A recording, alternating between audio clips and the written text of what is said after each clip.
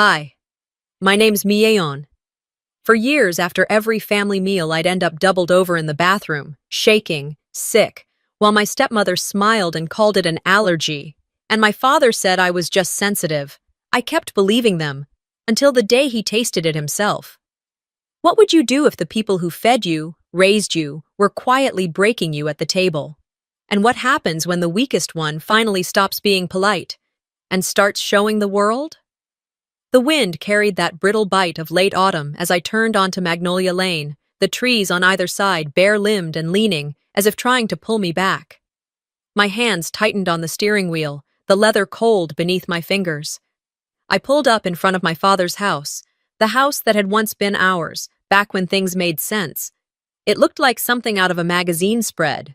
Pale blue Victorian walls trimmed in white, wraparound porch strung with lights, the tall oak trees forming a quiet canopy overhead. Tourists stopped to take pictures in spring, admiring the flower boxes and ivy-covered fences, but for me, every shutter, every painted eave carried weight. Ghosts didn't rattle chains here. They smiled politely and spoke in half-truths over fine china. I parked, turned off the engine, sat for a full minute before getting out. My breath fogged the air as I walked up the porch steps, heels clicking on the wood. The lion head knocker gleamed, polished to perfection, the kind of detail Seraphine never overlooked. I caught my reflection in the brass, hair tied tightly back, minimal makeup, blazer just formal enough, a picture of composure, a lie. I knocked once. The door opened so fast I wondered if she'd been watching from behind the curtain. Seraphine stood there in her cream-colored blouse and pearl earrings, a scent of lilies and powder clinging to the air around her. "Mieon," she said, smiling just enough. "Early, how thoughtful." She stepped aside, not waiting for a response. Inside, the house smelled like lemon oil, beeswax, and memory. My heels clicked softly on polished hardwood as I walked past the same family portraits that had always lined the hallway. But now, my mother's photo hung 2 spots farther down, not removed, just repositioned, like an afterthought, as if grief had an expiration date. I paused, fingertips brushing the frame. Her eyes met mine in the photo, gentle, knowing, tired. I swallowed hard, then followed Seraphine's clipped footsteps into the dining room. The table looked like it had been staged for a lifestyle blog. Silverware perfectly aligned, crystal glasses catching the soft chandelier light, linen napkins folded into precise swans. Each place setting had a name card in curling calligraphy. Hers, no doubt. Mine was at the farthest end of the table, next to the kitchen door. "We thought you'd like a bit more space," Seraphine said with a smile that didn't quite reach her eyes. I nodded, took my seat. My plate was plain white, unmatched. Everyone else had the rose-patterned china from the wedding set. I smoothed my skirt. "It's beautiful," I said. Measured, controlled, like everything in this house. Zinnia breezed in, laughing into her phone. She barely glanced at me before settling next to our father, who was already seated at the head of the table. They exchanged a look and a chuckle that left me out of the joke. I didn't ask. I never did. Seraphine returned with a flourish, carrying a dish in both hands. "Something special for Mieon," she announced brightly, setting it before me. "Allergy-friendly. We know how delicate your system is." My eyes dropped to the plate. It looked off, pale, different from the rich roast and vegetables they had. The scent was sweet, almost cloying. But beneath that was a strange undertone, metallic, sharp. "You really didn't need to go out of your way," I murmured. "Oh, but we wanted to," Seraphine replied, tone light. "Your stomach's always been fussy, hasn't it?" Her hand brushed my shoulder briefly, too familiar, too smug. My father cleared his throat, eyes fixed on his meal. "She's always been sensitive," he muttered. Zinnia snorted softly, not looking up from her phone. I picked up my fork and hesitated. Then, under their watchful gaze, I took a bite. It was soft, too soft, the texture slightly grainy. I forced myself to chew slowly, ignoring the growing tightness behind my ribs. The conversation moved on without me. Zinnia chatting about her business ideas, Seraphine asking about the golf fundraiser. It was like I wasn't even there. The pain started minutes later, a slow churn in my belly, tightening into sharp twists. I reached for my water, sipped carefully, my skin prickled with heat. My hands started to shake. "You're pale again," Seraphine observed, voice cool. "Always reacting to something." My father didn't even look up. "Maybe you should see a specialist," he said flatly. I nodded, barely swallowing. Maybe. But I knew, deep down, I knew. This wasn't an allergy. It wasn't weak genes or sensitive digestion. This was something else, something deliberate. I pushed my chair back, the legs scraping the floor. "Excuse me," I said, standing on legs that felt too light. The hallway swayed slightly as I walked toward the powder room at the back of the house, the one that used to be my mother's, once covered in roses and pink ribbons, now beige, cold, forgettable. I locked the door and leaned over the sink, gripping porcelain until my knuckles whitened. My stomach clenched again. I bit the inside of my cheek, refusing to cry. Not here. Not now. The mirror reflected a woman with my mother's eyes and none of her softness. I looked tired, but not broken. I whispered aloud, "It's not an allergy." My breath left a brief mist on the glass before fading. Outside, their laughter continued, muffled, distant, like I was hearing it through a wall built just for me. I stood straighter, cleaned the edge of my mouth, reapplied lipstick with shaking hands. When I unlocked the door, the hallway seemed longer, colder. As I walked back, I didn't return to my seat. I lingered near the living room instead, watching them from the threshold like a guest in my own story. Something had shifted. I didn't know how or when, but I felt it settling in my bones. And I didn't know it then, but very soon, my father would understand what it felt like to swallow something wrong and realize just how quickly silence becomes a weapon. The next evening, I lingered at the house under the excuse of helping clean up after dinner. My voice had sounded casual on the phone when I offered, "Just thought I'd lend a hand tonight, since I missed the last one." But the truth settled deeper than I let on. I wasn't there for family time or post-meal chores.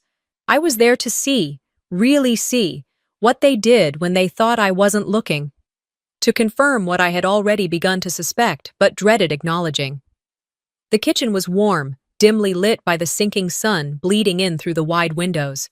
It smelled faintly of cloves, lemon dish soap, and something burnt beneath the surface, an invisible scent clinging to the walls like memory. Dishes clinked quietly in the sink, Seraphine's voice humming off-key to some old jazz tune that floated from the speaker on the windowsill. My fingers hesitated on the edge of the fridge door, then pulled it open slowly. I bent down under the pretense of looking for water, but my eyes honed in immediately on the glass container near the back, labeled in neat handwriting, "Milleon, my special meal, untouched." Again. I took it out and set it gently on the marble counter. The chill of the container seeped into my skin. I stood there staring at it like it might offer answers on its own, like the truth might rise to the surface if I looked hard enough. I didn't hear him come in until his shadow stretched across the tiles beside mine. My father. Shirt sleeves rolled up, his newspaper tucked under one arm, his face unreadable. "You're still here?" he asked, not unkindly, but not warmly either. "I wanted to clear something up," I said, keeping my voice even. "Just one thing." He raised an eyebrow. "Go on." I slid the container toward him. "Take a bite," I said. "Please. Just one bite."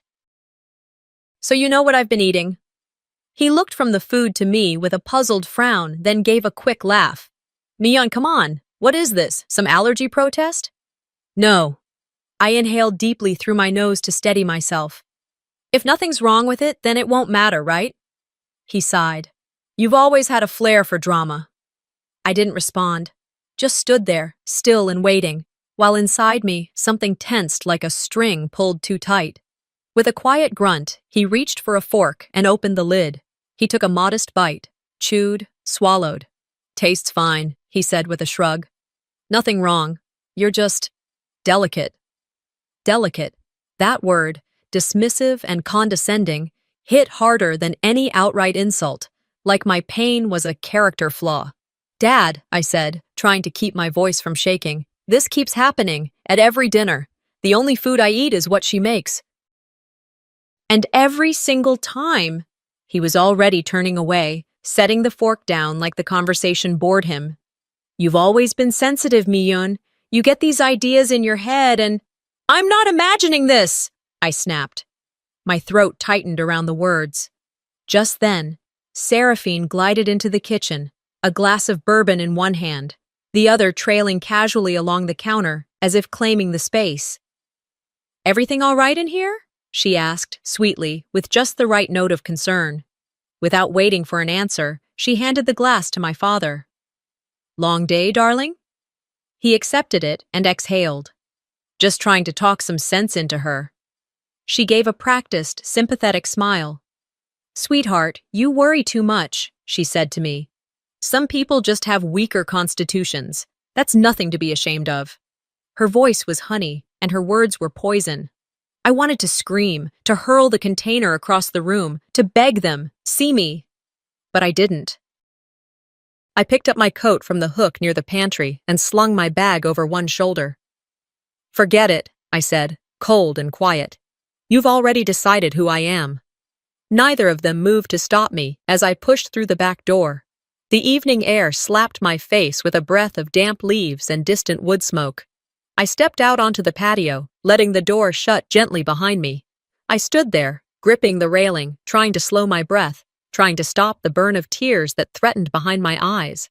And then I left. Later that night, back in my apartment, I curled into the kitchen table's familiar wood grain, scrolling through my phone. A notification popped up. Zinnia had posted again. Dad's surprise birthday dinner, the caption read. A photo filled the screen, my father smiling at the head of a candle-lit table, guests clapping, Seraphine standing behind him, knife poised to cut a cake. Zinnia raised her glass, eyes shining. Everyone looked warm, happy, full.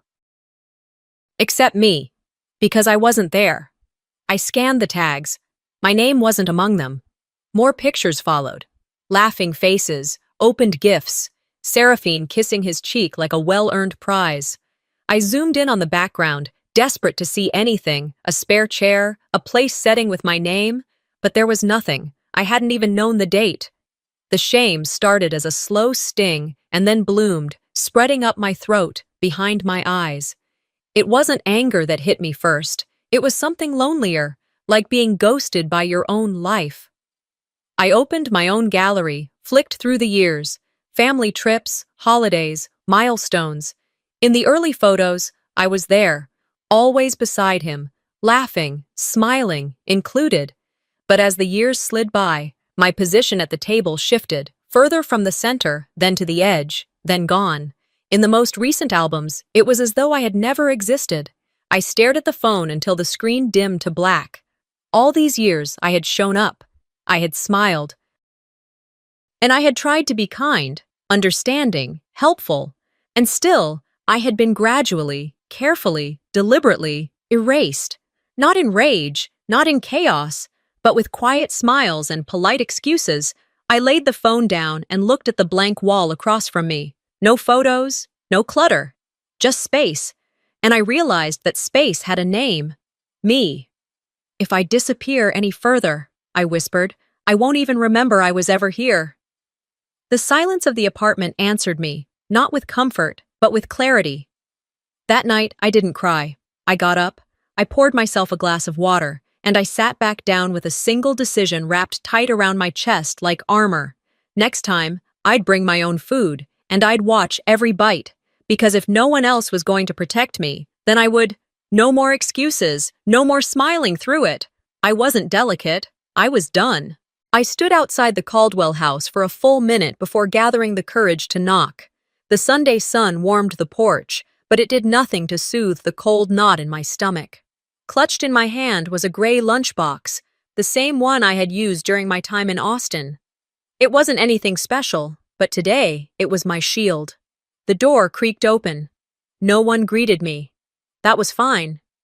I stepped in, noting how nothing inside had changed. The polished oak floors still gleamed with unnatural perfection. The chandelier still dangled with its signature crystal droplets like frozen tears. Light slanted through the tall windows, painting long golden lines across the tablecloth. Everything looked staged, like I'd walked into a photograph from a lifestyle magazine. But I wasn't here to admire the setting. I was here for certainty. Seraphine emerged from the kitchen with a damp dish towel, pausing when she saw me. Her eyes immediately went to the lunchbox. She said nothing, but her eyebrow rose in question, her expression unreadable. "I brought my own meal today," I said clearly, setting the lunchbox down beside the place where I always sat. "I'm not taking chances anymore. No more guesswork. I need control." Her lips curved into a tight, paper-thin smile. "Suit yourself." The way she said it, with that faux politeness masking something sharper beneath, made my skin itch. But I didn't flinch. I simply sat down, opened my lunchbox, and began unpacking my food. A simple meal: grilled chicken breast, steamed broccoli and carrots, plain white rice, clean, basic. The kind of food that doesn't trigger sudden nausea or mysterious symptoms. My father entered soon after, his presence always quiet but charged. He nodded toward me, lips pressed into a line, and said nothing. A moment later, Zinnia's voice floated in from the patio, cheerful and untouched by the tension within these walls. I started eating, slowly, methodically. Bite by bite, nothing, no sudden stomach twist, no sharp heat blooming across my skin, no lightheaded fog. My breath stayed steady. My body, finally, felt neutral, steady, normal.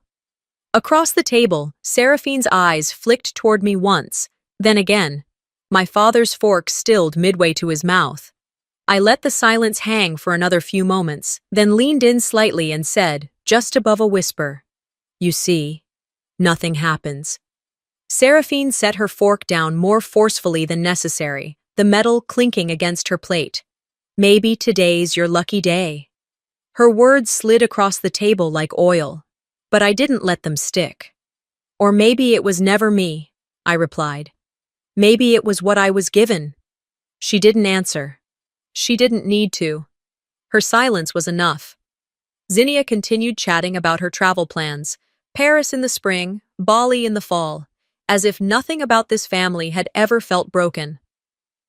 My father nodded occasionally, his focus elsewhere, as always. I finished every bite of my lunch. Each forkful felt like a small reclaiming of power.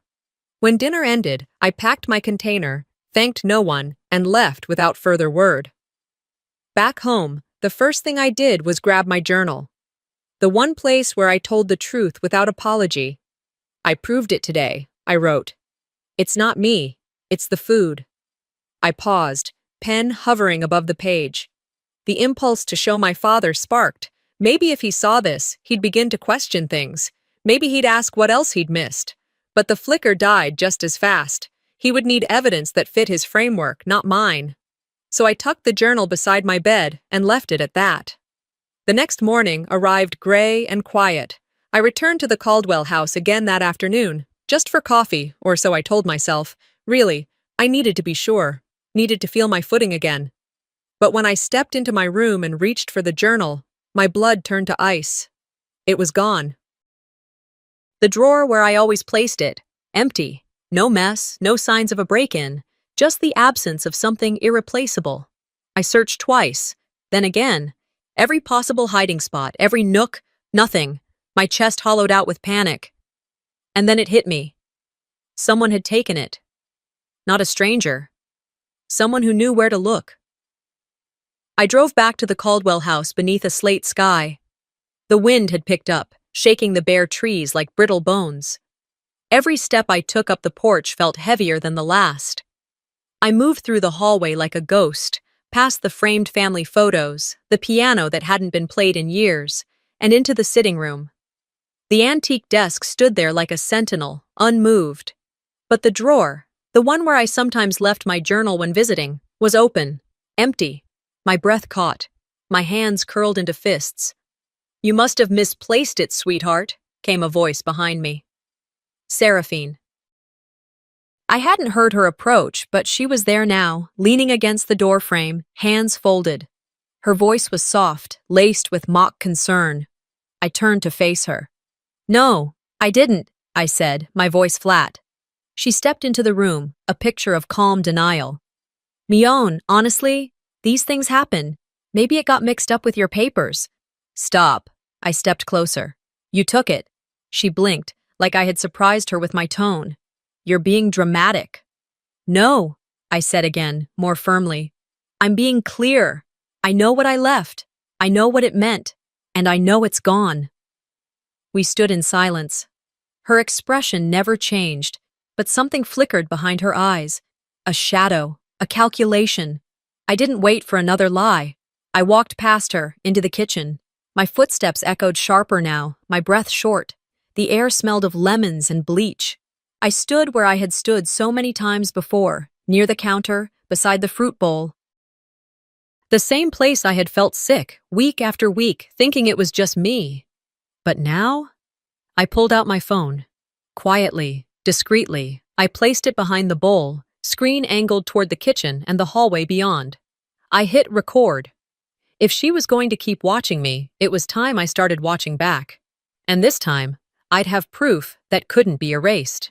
The echoes of the dinner still rang in my ears, haunting me like a bell that refused to stop tolling. I carried myself home that night with a kind of heaviness I couldn't name, something deeper than exhaustion. It wasn't just emotional fatigue, it was betrayal soaked into my bones. I had walked away from the Caldwell dining table with more than a bitter taste. I had walked away with the knowledge that something was being erased in real time. Not just my words, but my truth. The next morning came too early, dragging pale sunlight across my face before I was ready to face it. I didn't dream that night, or maybe I did and simply couldn't remember. What I knew was this. I woke up feeling like the world had moved while I slept. With a mug of coffee gripped tightly in my hand, I sat in silence, letting the stillness of my apartment press around me. The footage from last night sat in my phone, like a secret too afraid to speak up. I played it again, my thumb sliding across the screen, slow and reluctant. The angle was shaky, low, almost accidental, but it had caught her. Seraphine. Her polished steps, the glance over her shoulder, the hesitation by the table, the brush of her fingers near the dish. Then, nothing. A blur, a sudden end. The clip stopped like it had been snipped by invisible scissors. I swallowed the frustration. I knew what I'd seen with my own eyes that night, but video evidence was supposed to back me up. Instead, it now made me feel like the unhinged one. Still, I got dressed. I had no plan, but I had urgency. And sometimes that was enough. I pulled up to the Caldwell estate just after 10. The morning air was sharp, the kind that smelled too clean to be honest. The sky was a cruel kind of blue, mocking me with its clarity. The house stood exactly as it had always been, imposing, spotless, unbothered. But as I stepped through the front door and walked into the kitchen, something small had changed. Seraphine stood at the counter, humming a song I didn't recognize. She was chopping vegetables with the kind of grace you only see in rehearsed movements. But Clara, faithful, warm Clara, was gone. In her place was a younger woman, unfamiliar and silent, scrubbing at the edge of the marble countertop like she was trying to disappear into it. I hesitated in the doorway, watching the tableau before me. Everything looked normal, but nothing felt it. Then my phone buzzed, a soft reminder blinking across the screen. Check footage. Right. As if I could forget. I pulled up the edited clip again, holding the phone low by my side. The same unease crawled up my throat. The evidence was real, but cropped, trimmed at the edges like it had something to hide. What scared me most wasn't the act itself, it was the precision. The knowledge that someone had taken the time to erase a sliver of truth. My voice cracked the silence. Why is the most important part missing? I asked. My voice wasn't loud, but it was firm enough to make both women look up. Seraphine's eyes met mine like a blade meeting soft skin. Good morning, she replied with artificial warmth, her hands still for a beat too long. I stepped forward, holding my phone slightly higher. You edited it, or someone did. The swap's gone. It just ends. She set the knife down, her smile cool as glass. You're being paranoid, Mion. And Clara? I pressed. She was here last week. Where is she now? The new maid looked up, visibly uncomfortable. I didn't blame her. This wasn't her fight, but she surprised me by nodding faintly. I can try to check if there's a backup, she whispered. Seraphine's eyes narrowed, but she didn't object. Thank you, I told the maid softly. Footsteps echoed from the hallway. I turned quickly, and sure enough, my father appeared, immaculate as always, holding a folder, his expression unreadable. He glanced at me, then at Seraphine, as if trying to piece together what he'd just walked into. I didn't wait. When did you replace Clara? I asked again, this time directly at Seraphine. She raised a single brow. She had an emergency in Texas, family business. Nothing serious? The lie sat in the room like thick smoke. I could feel it curling around my ankles. Without another word, I turned and left the kitchen, not trusting myself to stay without boiling over. I found him in the study, sitting beneath the dusty glow of sunlight streaming through sheer curtains. He was reading the Wall Street Journal, as if nothing in the world was falling apart. I didn't sit. I leaned against the edge of the desk, refusing to lower myself to the level of passivity. The footage was cut, I said flatly. He looked up, exhaled slowly. You're reading too much into it, sweetheart. That word again. Sweetheart, used like a leash, a reminder of how small he still saw me. No cameras blink anymore, I added.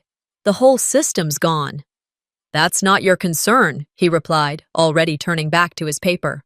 But it was more than he knew. That evening, I came back again, quieter this time. The kitchen was sterile now, void of even the illusion of hospitality. The cameras that once blinked above the cabinets were gone. Clean holes in the ceiling told me they'd been removed recently. No lens, no LED, no trace of surveillance, no witness. Fine. I would become the witness. From my bag, I pulled out a compact recorder. Nothing flashy, just discreet, reliable. I tucked it carefully near the cutlery drawer, camouflaged behind a ceramic jar. My fingers were steady, my throat wasn't. Then I leaned close, lips inches from the recorder's tiny mic. You took Clara out, I whispered. But you forgot about me. Click. It was recording. I stood for a moment, letting the gravity of the act settle in my bones. This was no longer about being believed. It was about proving it, not with cropped truths or curated clips, but with my own damn voice. I would be the lens, and next time, I'd make sure no one could edit me out. Rain painted silver veins across the windshield as I pulled into my father's driveway, the wipers moving in slow, deliberate rhythm like the ticking of a clock winding down.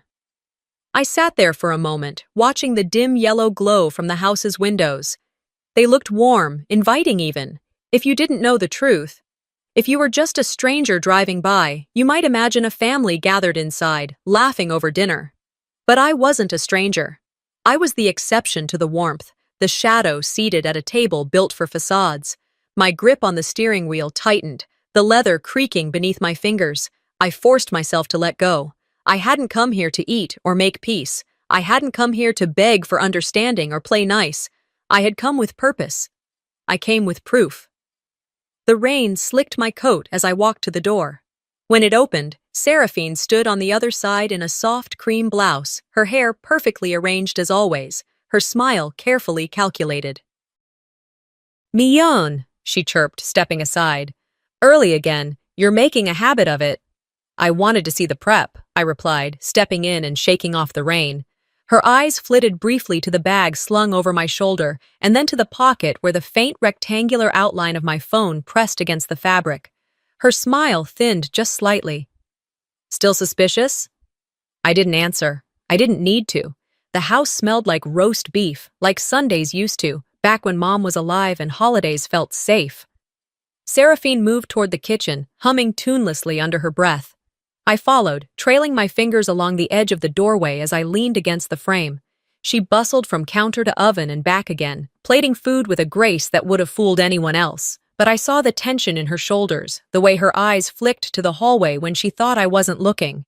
Dinner was served at 7 sharp. My plate sat at my usual spot, steaming, garnished, and untouched.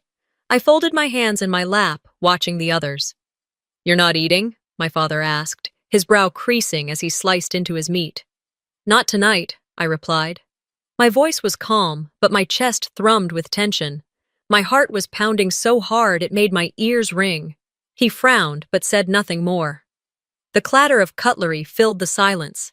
Even Zinnia seemed unusually quiet, tapping away on her phone between bites, while her toddler babbled softly to a plush bunny in her lap. I waited. Let the silence grow roots. Let the discomfort settle in. When dinner was cleared, I stood and touched my father's sleeve. "Can I speak to you privately?" He hesitated, then followed me into the hallway. "I need you to see something," I said, pulling out my phone. The real phone, the one he knew about. I opened the clip. In it, Seraphine stood alone in the kitchen, plates already set. Her hands moved quickly, switching covers on the dishes, carefully separating one plate from the others. She glanced toward the door twice, her posture alert. The video ended with her slipping something, small, round, from her apron, into the trash under the sink.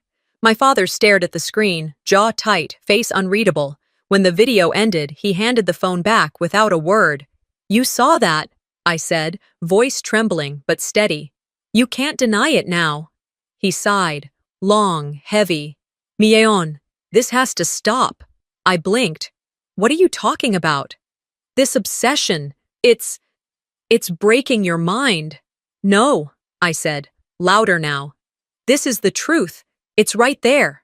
He looked at me, sadness lining his features. "It proves nothing." Before I could react, his thumb swiped across the screen, deleting the clip. Just like that. I stared at him, stunned. "You chose her, again." "I'm choosing peace," he said, as if that made him noble. "For all of us." He turned and walked away. I stood frozen in the hallway, my hand still gripping the phone as if it had weight, as if it could anchor me in this storm of betrayal. My eyes burned, but I wouldn't cry. Not here, not now. Back in the dining room, Seraphine was pouring wine into his glass, her laugh delicate and airy. She looked up at me and smiled, a slow, knowing smile that made my skin crawl. I sat down again, this time without speaking. And then it happened. From the far end of the table, Zinnia's daughter looked up from her bunny and whispered loudly, "Aunt Sarah said not to eat the brown stuff, only for Mieon." Time stopped. The air turned to glass, and we all felt the crack in it. Seraphine let out a small laugh. "Kids," she said smoothly, "they always make up the wildest things." She reached to pat the child's head, but her hand trembled. I looked to my father. For a second, just 1 second, he looked at me, then at the child, then down to his empty plate. He said nothing. The silence said everything. I stood, walked to the hallway again. "Mieon," Seraphine called after me. "Don't start this again." I turned slowly. My voice was razor-edged. "You're slipping. They'll see it eventually. Maybe not tonight, but they will." She tilted her head, smiling sweetly. "Then make it count." A dare, a warning, a declaration of war, all wrapped in polite words. Outside, the rain had slowed to a mist. I stepped onto the porch, the cool dampness brushing my face like a second slap. The air tasted different, cleaner, sharper. In the car, I pulled out my second phone, the one my father didn't know about. The screen lit up with the full video, uncut.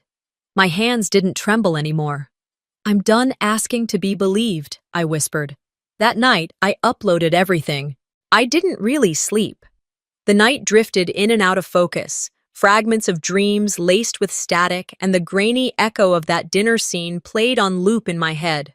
I saw Seraphine's perfectly composed expression.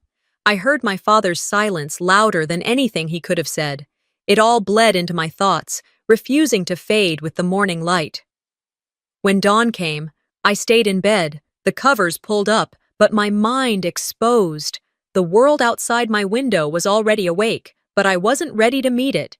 Instead, I picked up my phone with trembling fingers and opened the post.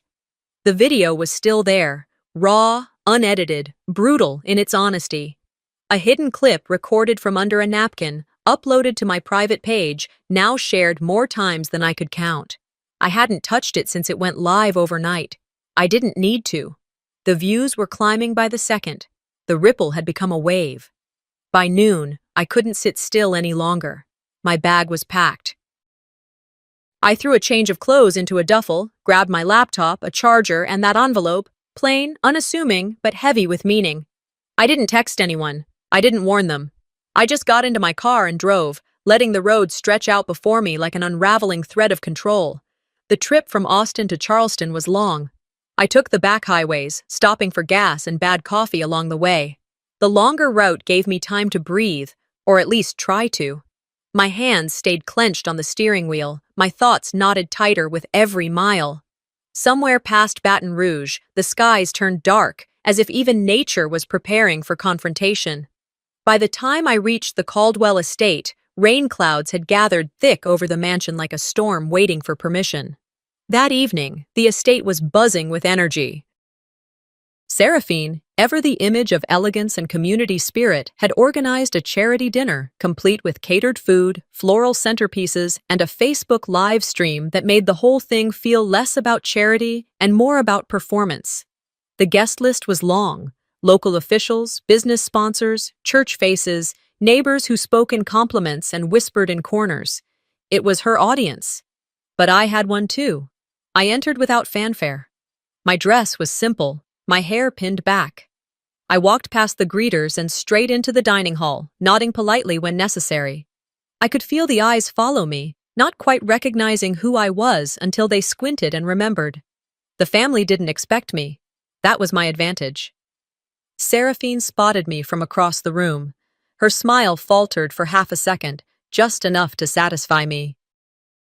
She adjusted quickly, gave me a polite wave as if this were normal, as if the last 48 hours hadn't made her name a trending topic in our community group chats. I returned her nod with a calm that surprised even me. The dinner began. I sat across from her, slightly diagonal. I placed my napkin over my lap and slid my phone just beneath its fold, camera facing forward. No one noticed. The room was too loud, too busy. My heartbeat was the only thing screaming. Midway through the second course, Seraphine stood. She walked to the front of the room, the soft click of her heels like a metronome to her speech. The camera followed her. The Facebook live stream caught every polished word: unity, giving back, family values, gratitude. I held my breath, half expecting her voice to crack under the weight of her hypocrisy, but it didn't. She was a pro. When the applause faded and people returned to their meals, I quietly rose from my seat. I whispered something about the restroom to the person next to me, who nodded, already returning to their salmon. I slipped away. The hallway was dimly lit and empty. I stepped into the women's restroom and locked the door behind me. The mirror over the sink was slightly cracked at the corner. Ironic. The harsh fluorescent lighting made every pore and freckle on my face feel like a battle scar. I leaned forward and stared at myself, trying to find the girl who dared to post the truth.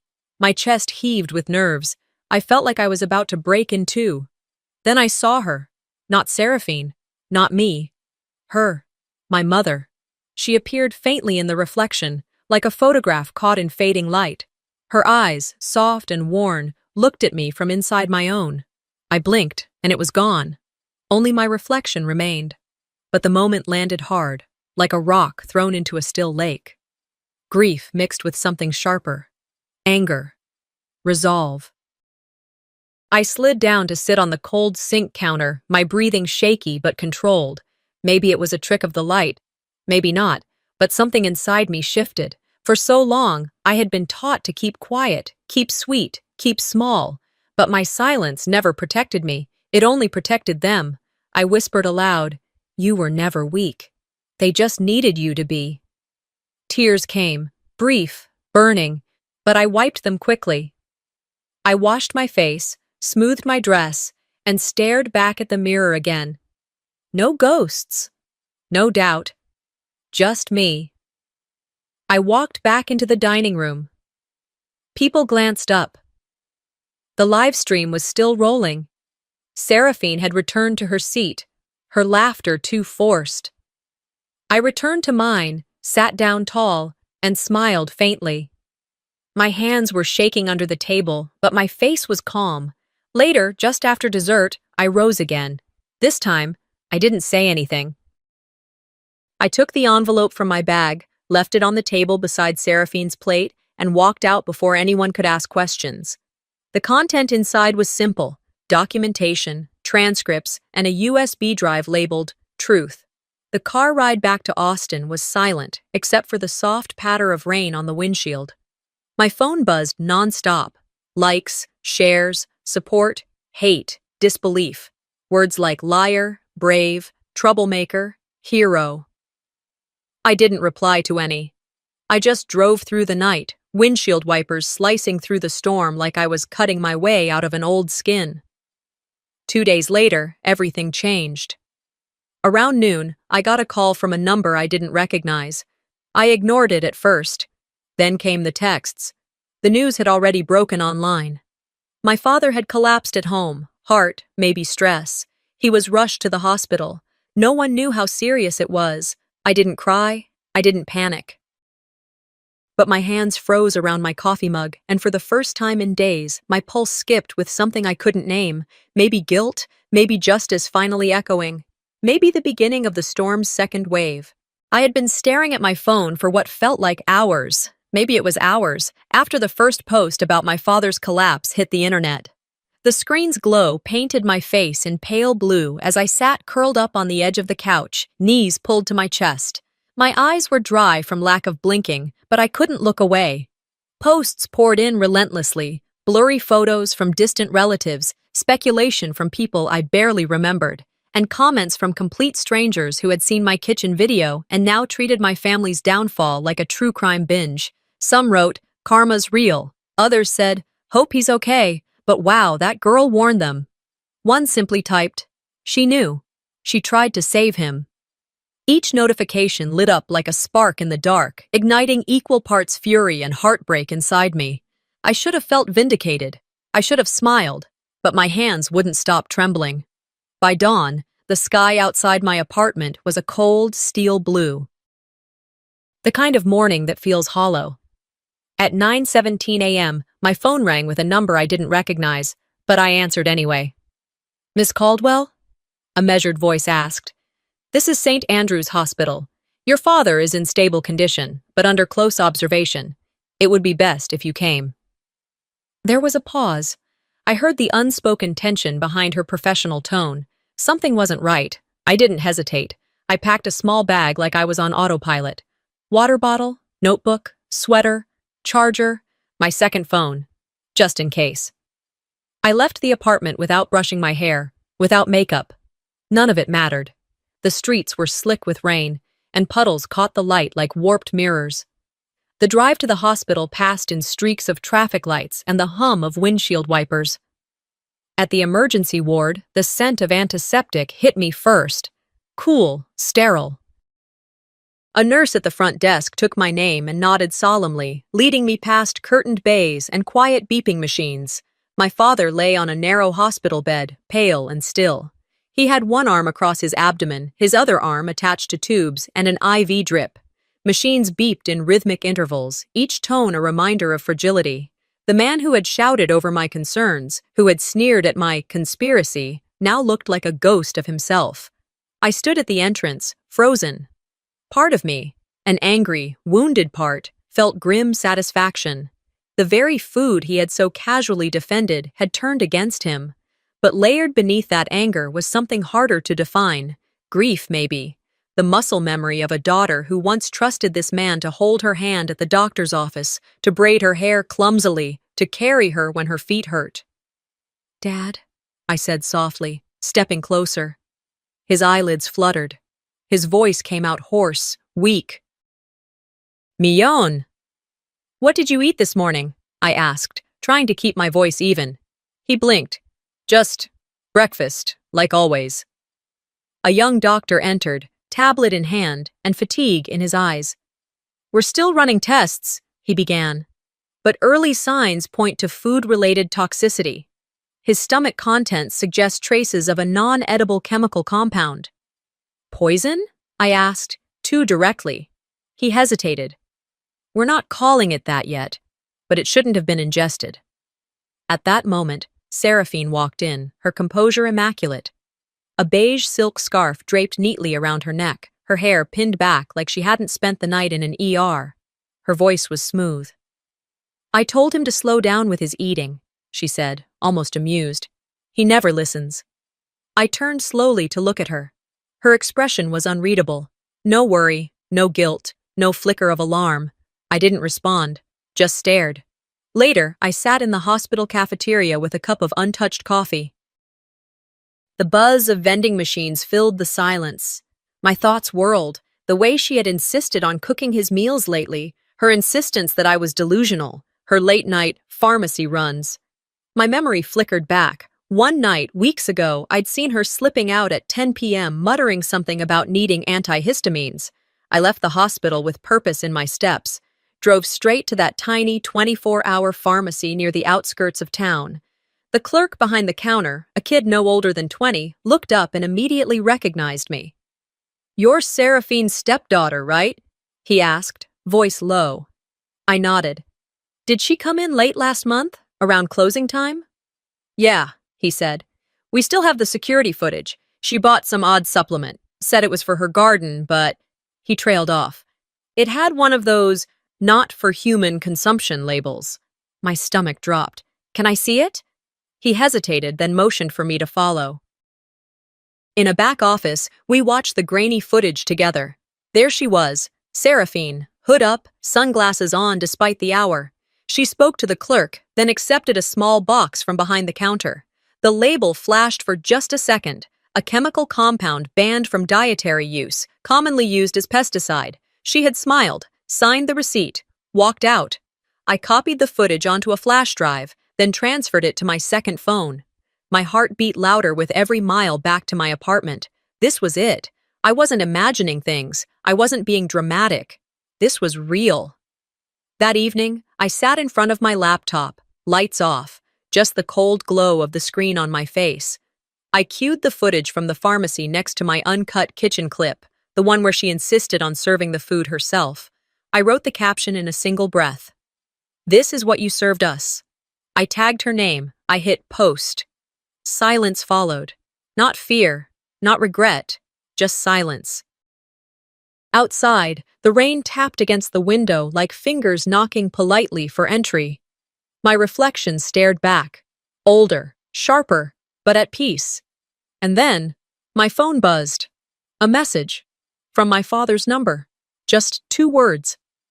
"I'm sorry." Another followed, seconds later. "She's gone." The October sun felt misplaced, too bright, too warm for everything it was about to illuminate. I stood at the end of the familiar gravel path leading to the Caldwell residence, my shoes crunching the stones I'd once skipped across as a child. The air was thick with dry leaves and unspoken tension. Trees stood tall like sentinels, casting long shadows over the lawn, as if nature itself was bracing for the truth. I hesitated for a breath before stepping forward. My phone buzzed again. Notifications from the video clips I had posted earlier. The pharmacy footage, the powder switch in the kitchen, the hidden camera audio of her whispering venom behind closed doors. All of it was now public, circulating, viral. This wasn't just a family reckoning anymore. It was a community awakening. I tucked the phone away. I wasn't here to fight. Not today. Not with fists or fury. I was here to anchor the truth. The front door opened before I could knock. Seraphine stood there, backlit like some tragic painting. Her mouth formed the semblance of a smile, but her eyes were hard, her voice too sweet. "Mignonne," she greeted with a measured calm. "Thank you for coming." "I didn't come for tea," I replied. She stepped aside to let me in. "They're all in the garden." The house was suffocating with silence, as if the walls themselves held their breath. I walked through the corridor, lined with framed photographs. Me, my father, Seraphine's children, all arranged to tell a story that no longer held up. The hallway opened into the backyard. I wasn't prepared for the crowd. About 30 people, neighbors, family friends, old teachers, church acquaintances, all seated in folding chairs arranged in a loose semicircle. It felt like a neighborhood vigil, except no one had died. Not physically, at least. But trust had. Loyalty had. Family had. And now, something new was being born. My father stood near the center, his hands nervously clasped in front of him. His graying hair caught the sunlight, and for a split second, I remembered him as he was before all this, before Seraphine rewrote our family with her charm and poison. Our eyes met. He cleared his throat. I asked you all here because I owe my daughter an apology. A real one. In front of the people who once believed in me. The lawn fell utterly still. He turned to me fully, and to my shock, he dropped to one knee. Gasps fluttered across the crowd. Even Seraphine inhaled sharply. Millon, he began, his voice breaking slightly. I failed you. I let someone convince me you were the problem.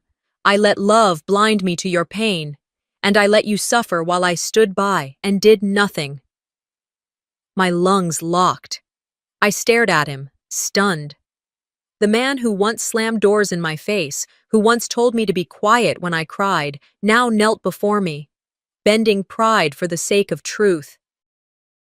I believed her lies, he continued, his voice steadier now. I believed what was easier instead of what was right, and that was my weakness, not yours. His hand reached out, trembling. I want to make things right, if you'll let me. A murmur rose.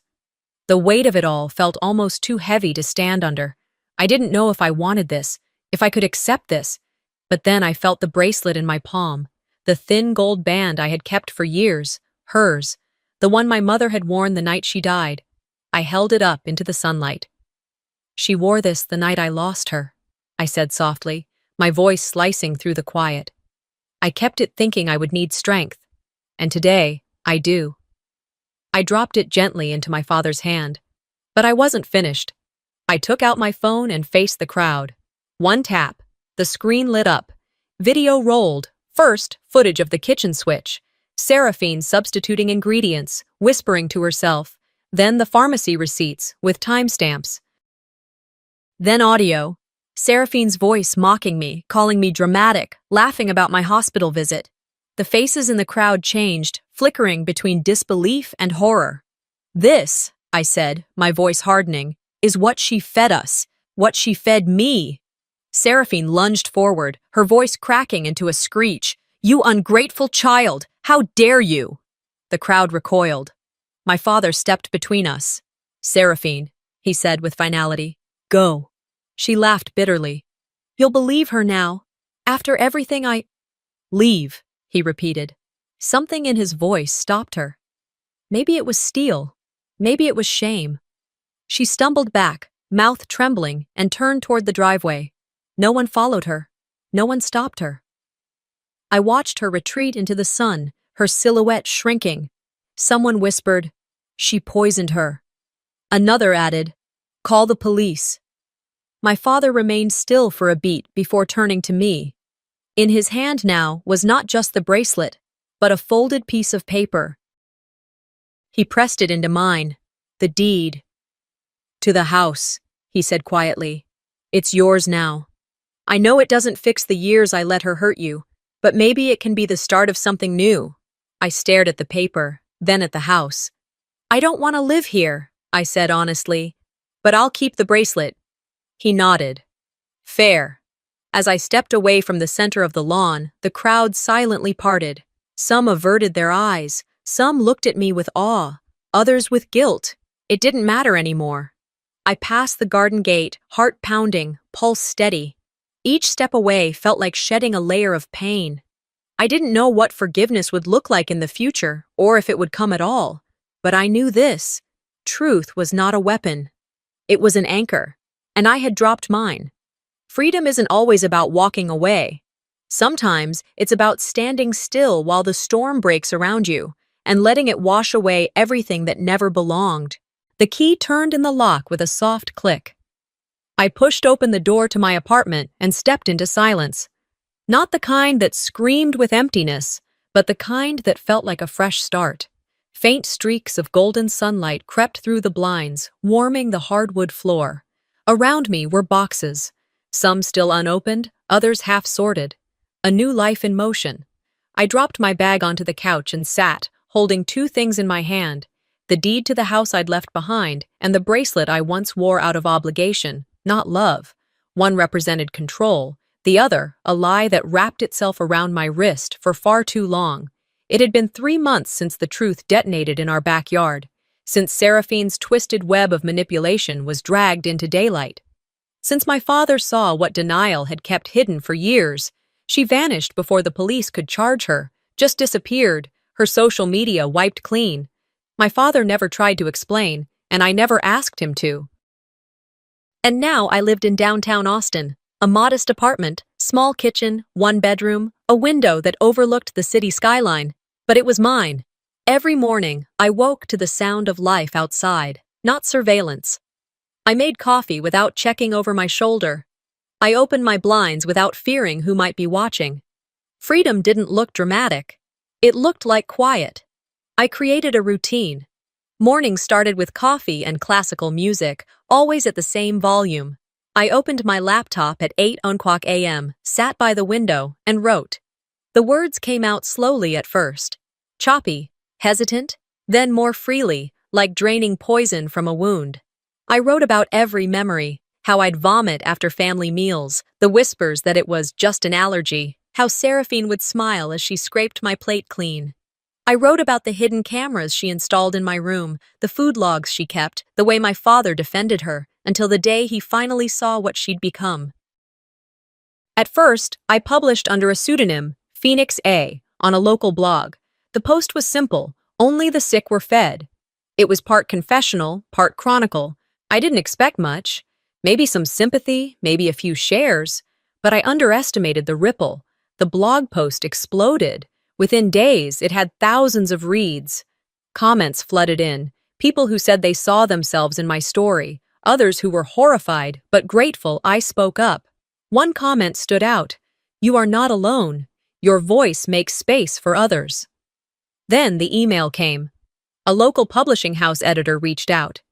She asked if I'd consider expanding it into a memoir. I stared at the message for an hour before replying. I wasn't ready, but maybe readiness was a myth anyway.